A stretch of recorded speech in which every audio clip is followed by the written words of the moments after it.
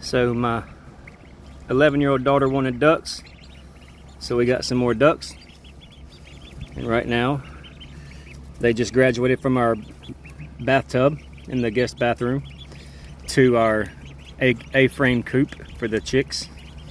We normally put smaller chicks in here after they come out of the brooder, but right now we've only got, I think, 10 chicks and 6 ducks. So I don't know if we're going to keep them in separate coops or let them cohabitate, but right now we're doing them separate.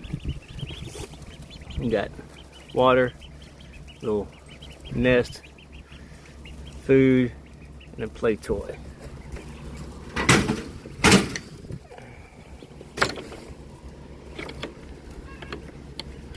All right. What y'all think? Think they're gonna fit right in with the chickens?